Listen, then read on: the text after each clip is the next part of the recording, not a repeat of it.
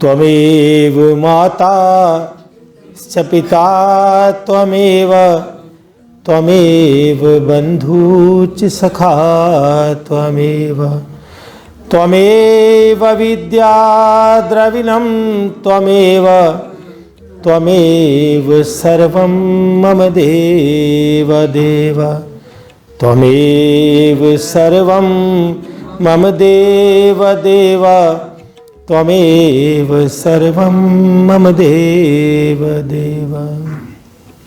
परमपिता परमेश्वर की सत्य सनातन धर्म की जय।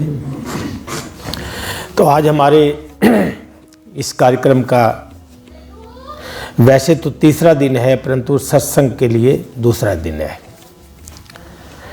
कल हमने शब्द भाषा इस पर बात किया। इसका थोड़ा सा पार्ट जो छूट गया था उसको पहले पूरा करेंगे। तो जो भाई बहन नए आए हैं उनका हार्दिक अभिनंदन है। तो थोड़ा सा इसका पीछे का वाला जो प्रीव्यू है वो लेंगे, हमने कल क्या बात की, ताकि नए मेहमानों को भी समझ आ सके। कल हम बात कर रहे थे कि जो भी हम आपस में बातचीत करते हैं वो शब्दों के माध्यम से करते हैं, और शब्दों का जो उच्चारण है ये अपने आप में विलक्षण है, विचित्र है, निराला है। और ये सुविधा केवल मानव को ही दी गई है। मानव के सिवा किसी के पास भी ये सुविधा नहीं है कि वो आपस में बातचीत कर सके। बोलना, सुनना, सोचना, समझना और उसके बाद उस पर कार्य करना, और इसी को कर्म विधान कहते हैं। देवताओं तक के पास ये सुविधा नहीं है। वैखरी वाणी की जो सुविधा है ये देवताओं तक के पास नहीं है। इसका जो अर्थ का जो समझ है वो आपको इस कार्यक्रम के अंत में आएगी कि देवताओं के पास ये समझ क्यों नहीं है। और यही वो कारण है कि देवता जो हैं वो मानव तन के लिए लालायित रहते हैं कि सुर दुर्लभ ग्रंथ ही सब गावा। राम जी कहते हैं कि देवता भी इस तन के लिए तरसते हैं। श्री गुरु ग्रंथ साहिब जी में भी ऐसा ही कहा गया है कि ये जो मानव तन है ये बहुत दुर्लभ है। इस देही को सिमरे देव, इस देही को देवता भी सुमरते हैं। देवता समर्थ करते हैं कि हमें, इसमें आवाज नहीं आ रही, हाँ इसको ठीक करो आवाज को। दो माइक चल रहे हैं ना, ये भी चल रहा है और ये भी। एक मिनट। जो देवता हैं वो भी इस तन के लिए गुहार लगाते हैं कि हमको ये तन मिले। अब ठीक है आवाज? थोड़ी साफ नहीं आ रही, क्लियर गलत आ रही। हेलो। कल सही थी। इसको रखो फिर।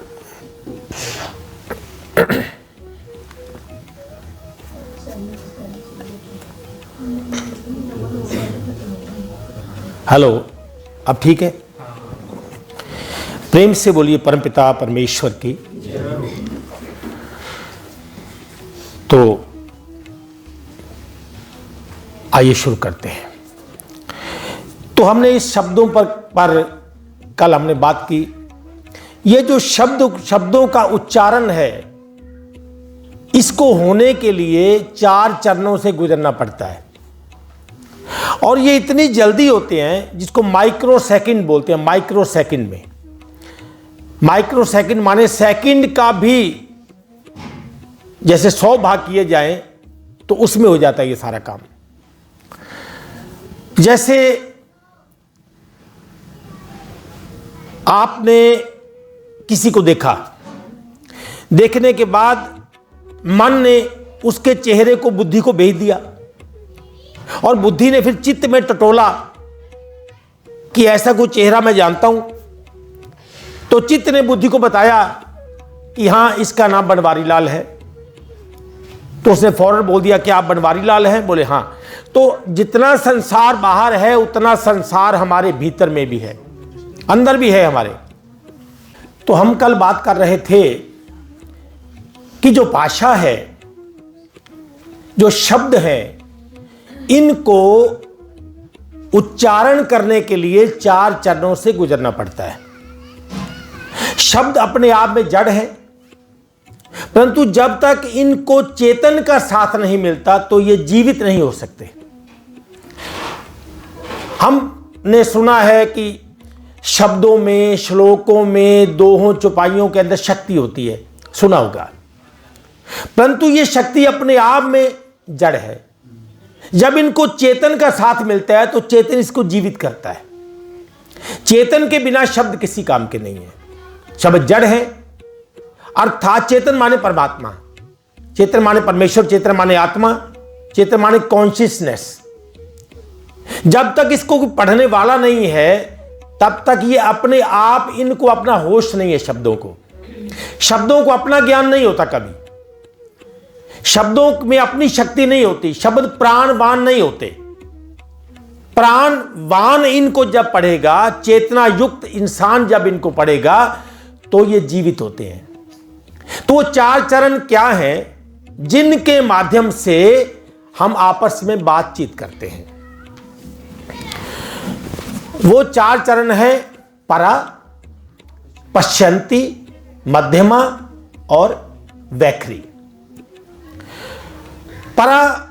पराशक्ति, परा प्रकृति, जैसे अध्याय 7 के श्लोक नंबर 4 और 5 में श्री कृष्ण जी ने 2 प्रकृतियों का वर्णन किया है। मेरी 2 प्रकृतियां हैं। पहली अपरा प्रकृति, पहली अपरा प्रकृति माने जड़ प्रकृति, जड़ जिसको अपना होश नहीं है। दूसरी चेतन प्रकृति। अपरा में क्या क्या आएगा? आकाश, वायु, अग्नि, जल और थल। कितने हुए? मन, बुद्धि, अहंकार। ये कितने हुए? ये 8 हो गए टोटल। तो आकाश, वायु, अग्नि, जल, थल, मन, बुद्धि, अहंकार, ये है अपरा प्रकृति माने जड़ प्रकृति। और ये जो जड़ प्रकृति है, ये पूरी की पूरी जब ये क्रियाशील होगी तो इसको क्रियाशील करेगा कौन? परा प्रकृति, चेतन प्रकृति। इसको तो 2 प्रकृतियां हैं, एक जड़ प्रकृति, एक चेतन प्रकृति। चेतन प्रकृति जीव रूपा है। जीव रूपा जो प्रकृति है उसको चेतन प्रकृति बोलते हैं। तो चेतन प्रकृति जड़ प्रकृति को धारण करती है, धारण करती है। जब उसने धारण कर लिया, जैसे एक तो हुई कार है, उसमें इंजन भी है, ऑयल भी है, उसमें ड्राइवर नहीं है, तो वो अपने आप तो कहीं जा नहीं सकती कार। उसको कंट्रोल करने वाला जीव चाहिए, ड्राइवर चाहिए। तो जब ड्राइवर उसमें बैठेगा तो वो उसको कंट्रोल करेगा।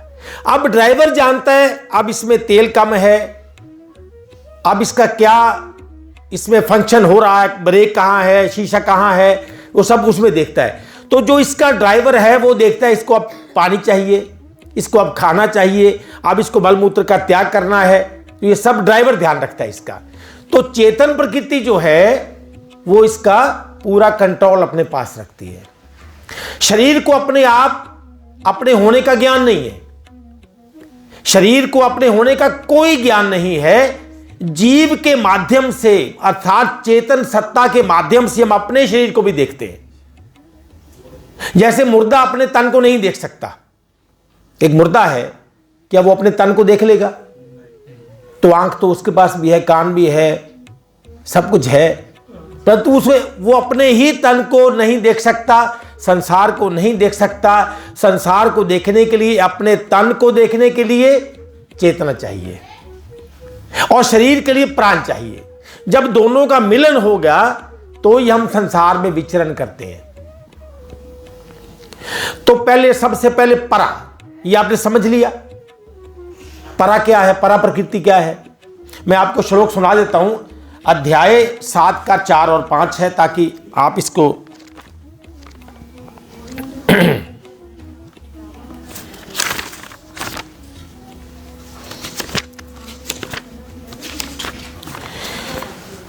पृथ्वी, जल, अग्नि, वायु, आकाश, मन, बुद्धि और अहंकार भी इस प्रकार, ये 8 प्रकार से विभाजित मेरी प्रकृति है। विभाजित माने इनके विभाग अलग अलग है। वायु का विभाग अलग है, आकाश का विभाग अलग है, जल का विभाग अलग है, उसी तरह मन का विभाग अलग है, बुद्धि का अलग, मैं का अलग। ये 8 प्रकार के भेदों वाली तो अपरा अर्थात मेरी जड़ प्रकृति है। और हे महाबाहो, इससे दूसरी को, जिससे यह संपूर्ण जगत धारण किया जाता है, मेरी जीव रूपा अर्थात चेतन प्रकृति जान। तो 2 प्रकृतियां हो गई। अब ये जो परा है, काम तो ये करेगी ना, पूरे तन को, इंद्रियों को धारण किसने किया है? चेतन प्रकृति ने। चेतन ने धारण किया हुआ है। तो चेतन जब इसको धारण करती है, तो हम जब भी कुछ देखते हैं, आपने पहाड़ को देखा, आपने फूल को देखा, आपने किसी गमले को देखा, आपने किसी लाइट को देखा, आपने गुब्बारे को देखा, आपने पर्दे को देखा, तो जब ये कुछ देखेगा तो इसका आकर्षण होगा। अध्याय 15 में 7 में है कि मन षष्ठानि इंद्रियाणि प्रकृति स्थान कर्षति। मन छठी इंद्रिय है। 5 ज्ञान इंद्रियां, 5 कर्म इंद्रियां, तो 5 ज्ञान इंद्रियों के बाद जो मन है वो छठी इंद्रिय है। तो सारी इंद्रियों का राजा है मन, सारी इंद्रियों का राजा। तो इंद्रियों का राजा इंद्र, ये इंद्र है, इंद्रियों का इंद्र, इसको राजा कहा गया है। तो ये सारी इंद्रियों को धारण करता है। तो सबसे पहले दृश्य को देखता है। तो जब देखेगा तो आकर्षण होगा।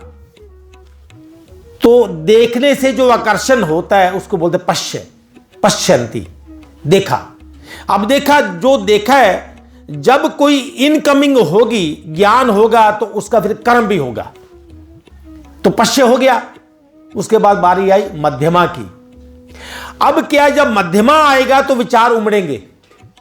अभी शब्द नहीं बने उसके, अभी मुझे क्या बोलना है, इस पे क्या कहना है, मुझे अपने क्या विचार व्यक्त करने हैं। तो विचार जो है अभी बने नहीं है शब्द, अभी उनका भाव बना है, केवल भाव बना है उनका। तो जब भाव बनता है तो उसको बोलते हैं मध्यमा। अभी वो मध्य में ही है। तो उसके बाद ये जो कंठ का काम शुरू हो जाता है, तो ये है वैखरी, वैखरी वाणी। इससे वो शब्द बाहर बिखर जाते हैं आकाश में, वायुमंडल में। और जब ये कान से सुनाई देते हैं, बोलने वाला है, सुनने वाला है, तो कान के माध्यम से सुने जा रहे हैं, तो ये है वैखरी वाणी। पहली परावाणी, उसके बाद पश्यंती वाणी, उसके बाद मध्यमा, उसके बाद वैखरी। तो ये 4 स्टेज हैं। तो ये 4 स्टेजों के माध्यम से हम सारा दिन आपस में बात करते हैं और हमें पता ही नहीं चलता कि इनका निर्माण कैसे हो रहा है, क्योंकि हमने कभी विचार नहीं किया। संसार में जब हम विचरण करते हैं तो उसके विचरण के पीछे कितने सारे रहस्य छुपे हैं, हमने इनके बारे में कभी सोचा नहीं। और यही कारण है कि हम स्वयं के ज्ञान से ही वंचित रह जाते हैं। तो स्वयं का ज्ञान स्वयं से ही स्टार्ट होगा, जिसका मैं स्वाध्याय, सेल्फ रियलाइजेशन, अपना अध्ययन करना। मैं कैसे चलता हूं, मैं कैसे बोलता हूं, मैं कैसे देखता हूं, मैं कैसे सुनता हूं, मैं कैसे चखता हूं। तो ये सारी इंद्रियों का ज्ञान, चाहे वो कर्म इंद्रियां हैं, चाहे वो ज्ञान इंद्रियां हैं।